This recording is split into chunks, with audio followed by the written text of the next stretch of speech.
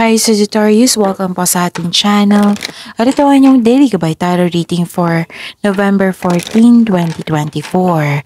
Please be reminded kung naka-resonate kayo, comment down.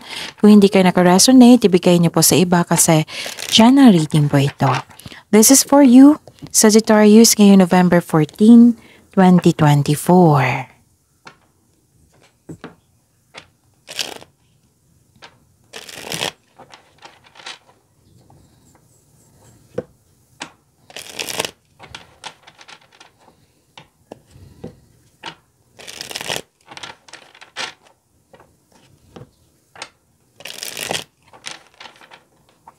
Para po ito sa inyo, Sagittarius, ngayong November 14, 2024.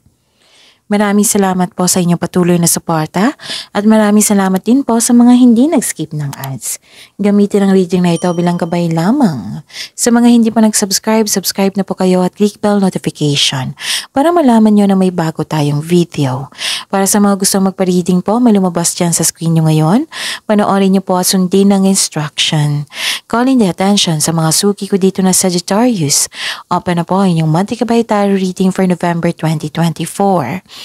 May 6 months from now reading tayo at love life reading po. So message me Sagittarius for schedule. Maraming salamat po. Spirits Guide, mga ganap po para kay Sagittarius.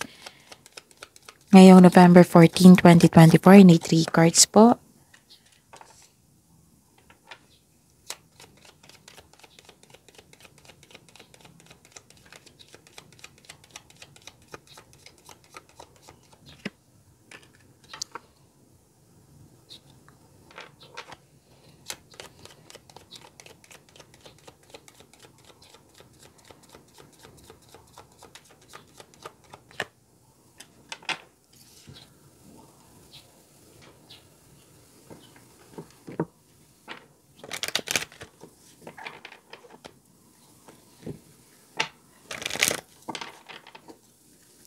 Spirits Guide, mga mensahe niyo po para kay Sagittarius ngayong November 14, 2024. Need 2 cards po.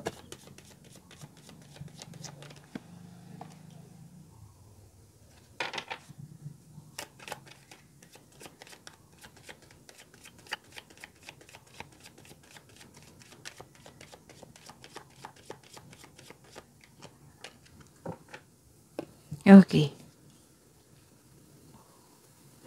Sagittarius, ngayong November 14, 2024, stop overthinking. Kasi nakakasama po ito sa inyo. You should stop overthinking kasi it can steal your happiness. Opportunities, nakaka-drain din ito ng energy. Kain din ito sa oras. So, how to stop overthinking? Bigyan niyo po ng solusyon. Kung hindi pa kaya, then change the channel. Okay? Tapos, i-search nyo dan sa Google yung time for reflection, learn for mindfulness cues, okay? Nakatulong yan sila to stop overthinking. Kasi nakita ko dito, worried ka, stress ka. Pwedeng may sama ng loob, nahihirapan. So, you should stop overthinking, okay? Tapos may nakita kong closure dito, ending with new beginning. Yung nahihirapan ka, nagkaroon ka ng hardship, pero nag-decide kang i-let go ito. At nagkaroon ng transformation, nagkaroon ng new beginning. Pwedeng may concern kayo sa matigas ang ulo na ayaw makinig sa inyo or sobrang stricto. Pwedeng nagkaroon ng closure.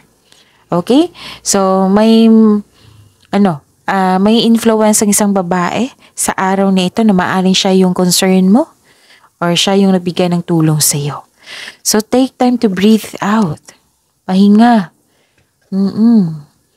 So, expect a powerful change. So, be ready sa powerful change na ito kasi 2 card na nagsabi dito na may powerful change, new beginning. Wow. Spirits Guide, ano po yung energy ni Sagittarius ngayong November 14, 2024?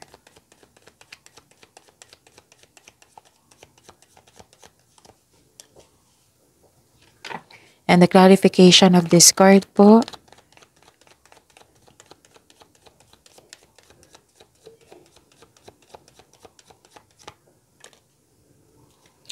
Remember, Sagittarius, at the end of the day, alam mo na ikaw lang taong may kakayahan at responsable na gumawa ng sarili mong katotohanan at kinabukasan.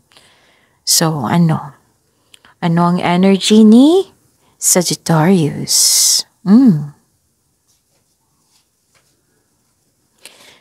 Nakikita ko dito na nainip ka. Oo. Nainip ka dito. Siguraduhin ha, kasi gagawa ka ng plano dito eh. Siguraduhin karapat-dapat ba yan? Siguraduhin na konkretong plano. Tapos habaan ng pasensya kasi naiinip ka dito. Tapos parang nagsaliksik kayo dito, nag-imbestiga or nagsaliksik nga. Tapos you have to slow down kasi naiinip ka. Parang mabilis na pagkilos nakikita ko dito. May hinihintay kang tao na gumawa ng hakbang bago ka kumilos. Okay? So, siguraduhin yan. And, may bagong simula po dito. May nakita akong bagong simula dito. New beginning, 3 card na po nagsabi niya na new beginning. You have your freedom. Nagkaroon ng curiosity, new journey. Kailangan lang po ng pag-iingat. Tapos nakita ko dito yung potential na maging successful. Basta bigyan mo siya ng time and effort and clear intention. So take a leap of faith and trust the support of the universe. You are divinely guided po. Huwag kang matakot, instead i-acknowledge mo ang mga lessons na na-encounter mo, and this will lead you to new opportunities. They are part of your personal and spiritual evolution. So mag-ingat sa padalos-dalos na pagpasya. 2 card na po nagsabi dito. Sagittarius, kailangan mo magkaroon ng konkretong plano and listen to your intuition. Spirits guide, career and money po ni Sagittarius ngayong November 14, 2024. And the clarification of this card po.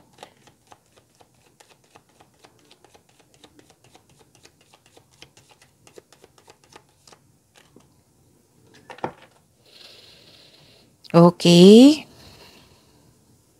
Sa career and money niyo po. Nakita ko dito may hindi nagkasundo, hindi naghibuan. Pwede isa sa inyo nagkaroon ng frustration, separation. Ito yung nakita ko dito sa oracle nyo.